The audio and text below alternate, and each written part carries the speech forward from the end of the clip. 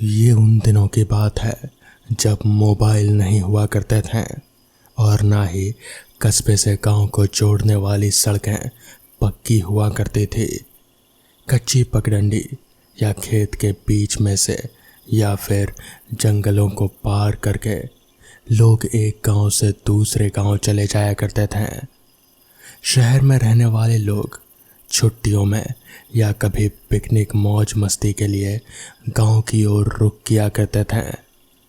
कस्बे से गांव जाने के लिए कोई सवारी भी नहीं हुआ करती थी। एक बार विनोद ड्यूटी कर अपनी पत्नी और अपने दोस्त रमन और रमेश की फैमिली को लेकर शहर से शाम के 5 बजे की बस में गांव के लिए चले। 1 घंटे में बस ने उन्हें पास के कस्बे पहुंचा दिया। वहां से 6 किलोमीटर का कच्चा पक्का खंजर वाला रास्ता था जिससे 1-1.25 घंटा लग जाता गांव पहुंचते पहुंचते। रास्ते में 2 गांव और पड़ते थे, यानी कि सुरक्षित रास्ता था। कस्बे से गांव जाने के लिए एक दूसरा रास्ता भी था जिसके बीच में जंगल और सुनसान खेत थे और उनके बीच से टेढ़ी मेढ़ी बनी पगडंडी। ये रास्ता लगभग आधा था। आखिरकार सभी ने ये सोचा कि छोटे रास्ते से हम निकल जाएं तो जल्दी गांव पहुंच जाएंगे और फिर धूप बत्ती होने से पहले हम घर पहुंच जाएंगे। ये सोचकर तीनों जोड़े यानी कि 6 लोगों ने सुनसान पगडंडी की राह पकड़ ली।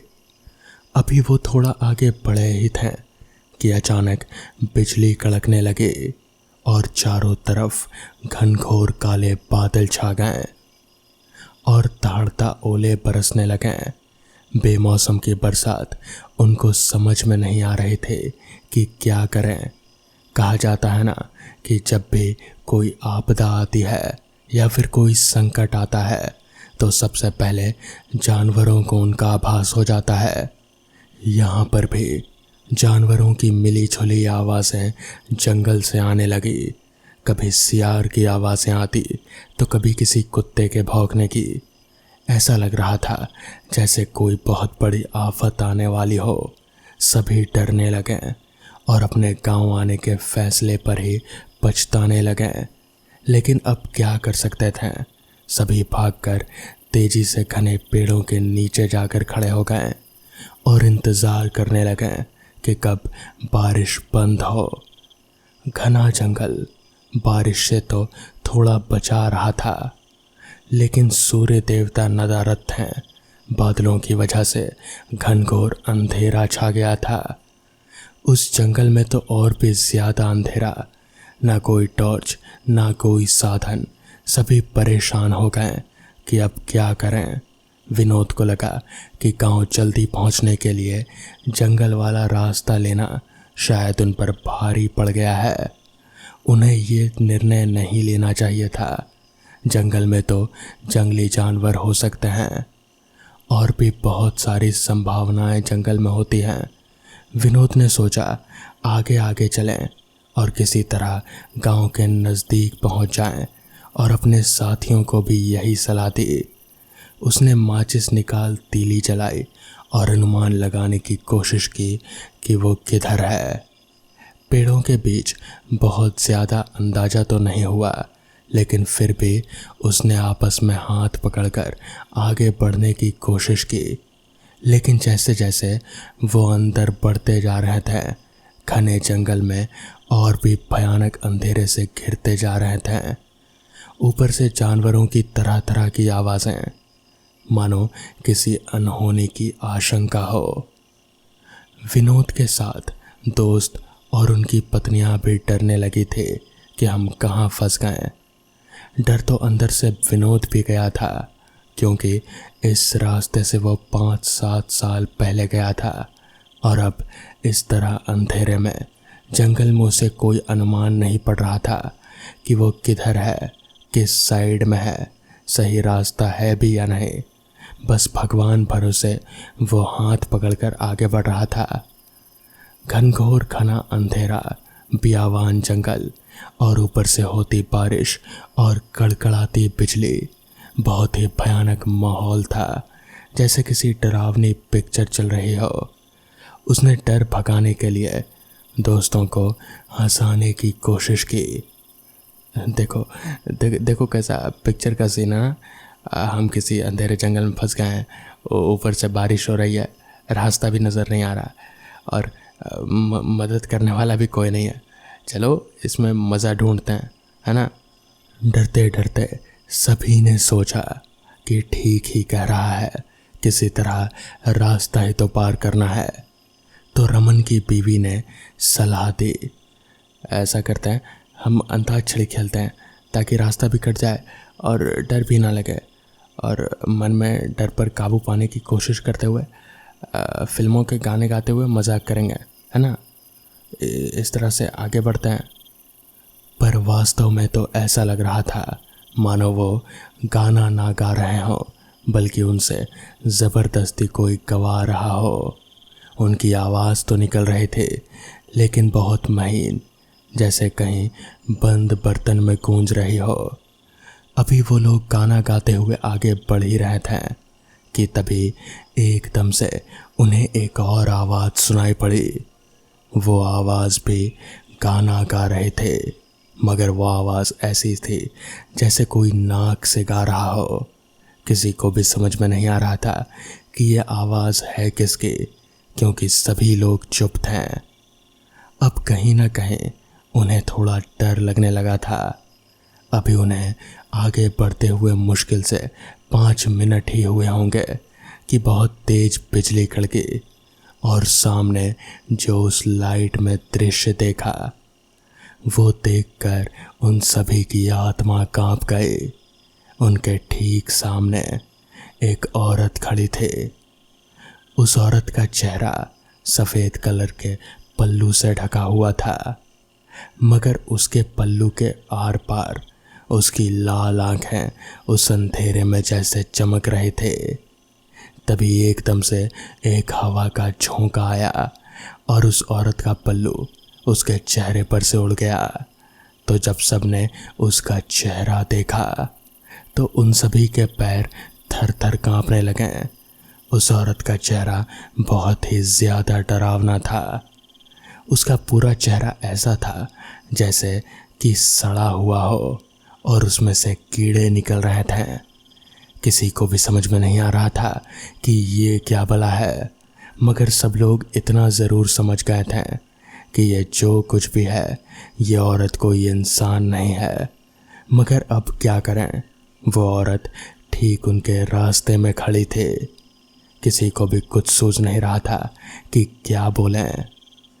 तभी एकदम से एक बार बिजली कड़की और उसकी रोशनी से सभी की आंखें एकदम बंद हो गई। फिर पल भर में ही जब उन्होंने आंखें खोली तो अब वहाँ पर कोई औरत नहीं थी। मगर ऐसा कैसे हो सकता है? पल भर में ही वो औरत कहाँ गायब हो सकती है? किसी को भी कुछ समझ में नहीं आ रहा था, मगर वो लोग इतना समझ गए थे कि अगर इस जंगल में ज़्यादा देर तक रुकें तो उनके लिए अच्छा नहीं रहेगा। उन्होंने अब जल्दी जल्दी अपने कदम बढ़ाने शुरू कर दिए हैं। वो लोग जैसे जैसे आगे बढ़ रहे थे वैसे वैसे उन्हें महसूस हो रहा था कि जैसे कोई उनके पीछे पीछे आ रहा हो, मगर पीछे पलटने पर वहाँ कोई नहीं था। उस औरत का चेहरा, उसकी लाल आँखें अभी भी सबके आँखों के सामने चल रहे थे। वो लोग बहुत डरे हुए थे। जैसे तैसे वो लोग किसी तरह गांव पहुँचे। गांव पहुंचकर उन्होंने ये बात गांव वालों को बताई तो पता चला कि दरअसल आज से करीब 1 या 2 हफ्ता पहले उस औरत ने इसी जंगल में आकर फांसी लगाकर आत्महत्या कर ली। कहते हैं कि उसका बेटा नदी में गिरकर मर गया। इसी के गम में उस औरत ने खुदकुशी कर ली। तब से उसी की आत्मा उस जंगल में भटकती रहती है। उसकी आत्मा को शांति नहीं मिली क्योंकि उसके बेटे की लाश नदी से कभी बरामद ही नहीं हुई। तो दोस्तों, ये थी आज की पहली कहानी तो चलिए बढ़ते हैं आज की दूसरी कहानी की ओर। ये कहानी मेरे एक दोस्त की है। उसके मुताबिक वो आज से करीब 5 साल पहले एक गांव में गया था। दरअसल वहां पर उसे एक काम मिला था। एक जमींदार की बहुत पुरानी हवेली थी। उसे बस उस हवेली की पहरेदारी करनी थी रात के वक्त। ज़रूरी ये था कि उस हवेली में बहुत सारी महंगी चीज़ें बहुत ही पुरानी और कीमती थीं। वो चीज़ें कहीं चोरी ना हो जाए, बस उसे यही देखना था। हवेली के बाहर एक छोटा सा बेंच लगा हुआ था। वहीं पर बैठकर उसे रात भर हवेली की पहरेदारी करनी थी। बस यही काम था और इस काम के लिए उसे काफ़ी अच्छे पैसे भी मिलने वाले थे। तो इस पर मेरा दोस्त तैयार हो गया। उसका नाम रवि था। रवि को ऐसे काम की ही तलाश थी जहाँ बस उसे बैठकर एक चीज़ को ही देखते रहना था। कोई ज़्यादा मेहनत नहीं, बस रात भर जागना ही तो था। उसमें भी अगर बीच में एक आध झपकी ले भी ली तो क्या ही जाएगा। यही सोचकर उसने वो काम चुन लिया। काम पर उसका वो पहला दिन था, यानी कि पहली रात। वो रात कुछ अजीब सी थी। सनसनाती हवाएं चल रही थी। माहौल कुछ अजीब सा था। आसमान पर बादल थे, किसी भी पल बारिश आ सकते थे। वो इसके लिए पहले से ही तैयार था, इसीलिए तो वो अपने साथ में छाता भी लेकर आया था। वो वहाँ पर बैठा बैठा उस हवेली को चारों तरफ से देखे जा रहा था। हवेली काफ़ी पुरानी सी मालूम पड़ रहे थे। उस अंधेरे में भी पता नहीं क्यों वो हवेली जैसे चमक से रहे थे। एक अजीब सी रोशनी थी वहाँ। खैर, वो काफ़ी पुरानी और बहुत ही कीमती मालूम पड़ रहे थे। उसके अंदर भी काफ़ी कीमती सामान है, ऐसा उसके मालिक ने कहा था रवि को। रवि सोच में पड़ गया कि आखिर ऐसा कौन सा कीमती सामान है कि उसे एक चौकीदार को रखना पड़ा।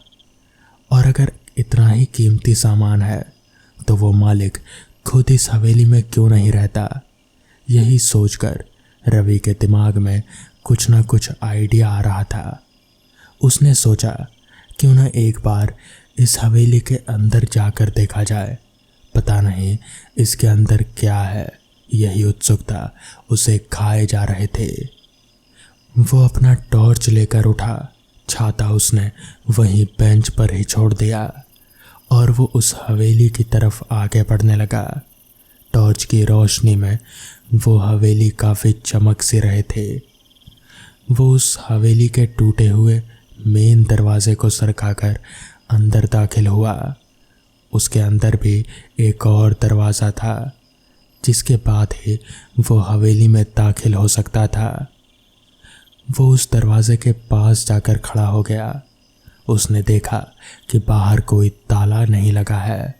उसे हैरानी हुई कि अगर इतना ही कीमती सामान है तो फिर बाहर एक ताला क्यों नहीं लगवाया। खैर, उसने दरवाजे को सरकाकर हवेली के अंदर अपना पहला कदम रखा। हवेली के अंदर कदम रखते ही उसे ऐसा महसूस हुआ कि जैसे उसके कानों में किसी ने फुसफुसा कर कुछ कहा हो। वो एक पल के लिए सोच में पड़ गया, मगर फिर उसने सोचा कि जब इतनी दूर आ ही गया है तो क्यों ना हवेली के अंदर भी जाया जाए। तो वो हवेली के अंदर घुस गया। हवेली के अंदर टॉर्च की रोशनी में कुछ भी साफ साफ नज़र नहीं आ रहा था क्योंकि वहाँ काफ़ी ज़्यादा अंधेरा था। खैर, वो टॉर्च घुमाकर इधर उधर देखने लगा।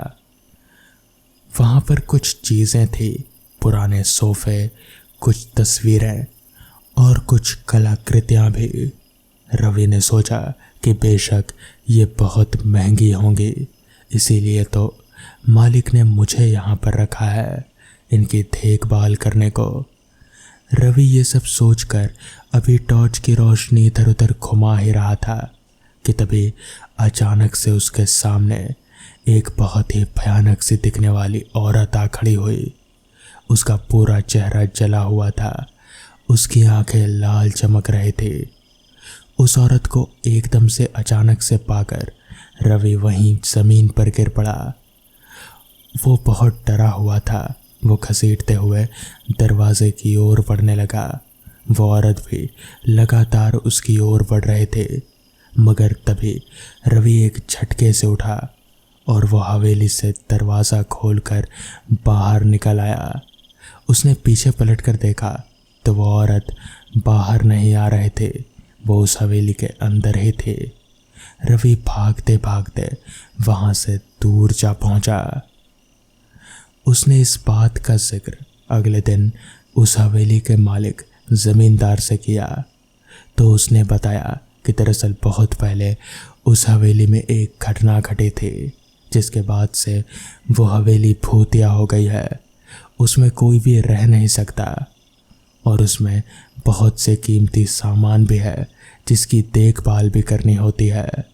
इसीलिए उन्होंने रवि को रखा था, मगर रवि ने उसी दिन ही वो नौकरी छोड़ दी। बरसात का मौसम मुझे कुछ खास पसंद नहीं है। वैसे भी बहुत ज़्यादा कीचड़ होता है और गीला गीला बारिश मुझे बिल्कुल भी नहीं पसंद। मगर उस रात मेरी मजबूरी थी। मैं कार लेकर उस सुनसान रास्ते पर आगे बढ़े जा रहा था। बारिश बहुत तेज थी, इतनी तेज कि सामने का कुछ भी साफ साफ नज़र नहीं आ रहा था, सिर्फ बारिश की मोटी मोटी बूंदों के अलावा। मैं जिस रास्ते पर आगे बढ़ रहा था उस रास्ते पर मेरे अलावा और कोई गाड़ी या फिर और कोई शख्स नज़र नहीं आ रहा था। ना ही कोई दुकान थी, ना ही कोई घर। रास्ते के दोनों तरफ सिर्फ घना जंगल। मैं पहले कभी भी ऐसे रास्ते पर नहीं गया था। उस रास्ते पर कुछ तो अजीब सा था। मुझे एक अजीब सी बेचैनी सी महसूस हो रही थी। ऊपर से बारिश और बादल गरजने की आवाज़ बीच बीच में मुझे एकदम से चौंका दे रहे थे। अभी मैं आगे बढ़ ही रहा था कि तभी अचानक मुझे ऐसा महसूस हुआ जैसे कार की छत पर कुछ धड़ाम से आकर गिरा हो। मैंने एकदम से कार रोक दी। मैं सोचने लगा कि इतनी रात गए, अचानक से इस तरह कार के छत से आवाज़ आई कैसे? आखिर क्या ही गिरा होगा छत के ऊपर? पहले तो मैंने सोचा कि मैं गाड़ी को वापस से आगे बढ़ा लूं, मगर फिर पता नहीं मेरे दिमाग में क्या आया। मैं छाता लेकर गाड़ी से बाहर निकला और कार की छत की तरफ देखा तो वहाँ कुछ भी नहीं था, कुछ भी नहीं, मगर कार की छत थोड़ी सी चपटी सी हो गई थी। मुझे समझ नहीं आया कि आखिर ऐसा कैसे हो सकता है। अगर छत पर कुछ गिरा ही नहीं तो फिर कार का रूफ इस तरीके से चपटा कैसे हो गया? खैर, मुझे वहाँ कुछ अच्छा नहीं लगा तो मैं जल्दी से कार में बैठ गया, छाता बंद किया और वापस से गाड़ी लेकर आगे बढ़ने लगा। अभी मैं गाड़ी लेकर आगे बढ़ ही रहा था कि तभी मुझे कुछ अजीब सी आवाज़ें आने लगी।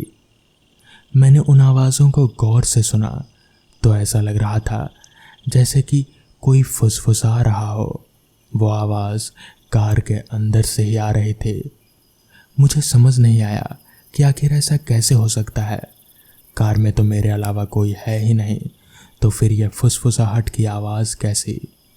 अभी मैं ये सब सोच ही रहा था कि तभी मेरी नज़र कार के रियर व्यू मिरर पर गई तो वहाँ मैंने जो देखा वो देखकर मेरे होश उड़ गए।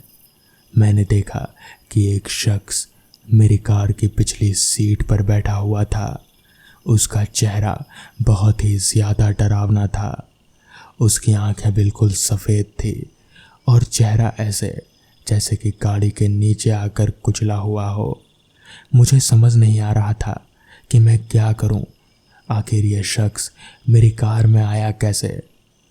मैं कुछ भी समझ नहीं पा रहा था, मगर मैं इतना ज़रूर जानता था कि अगर मैंने कार रोकी या फिर मैंने पीछे पलटकर अचानक से देख भी लिया तो भी मेरी जान को खतरा है, तो मेरे लिए यही अच्छा रहेगा कि मैं इस आदमी को कैसे भी कर नज़रअंदाज करूं और कार लेकर आगे बढ़ता रहूं जब तक कि वो आदमी मुझे कोई नुकसान नहीं पहुंचाता।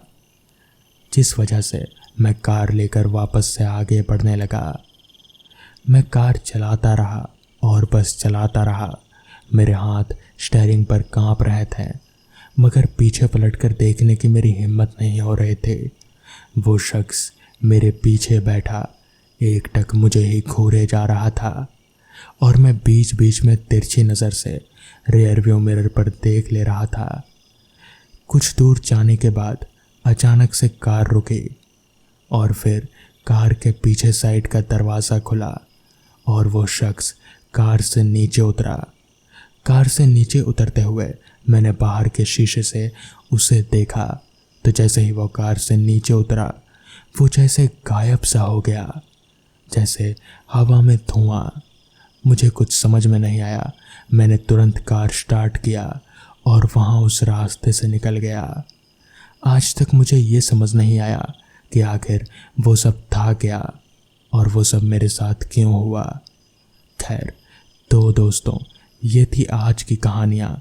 अगर आपको ये कहानियाँ पसंद आई हों तो वीडियो को लाइक और चैनल को सब्सक्राइब करना ना भूलें। तो मैं आपका दोस्त आर्यन जल्द ही मिलूँगा आपसे ऐसी ही नई कहानियों के साथ। तब तक के लिए अपना ख्याल रखें।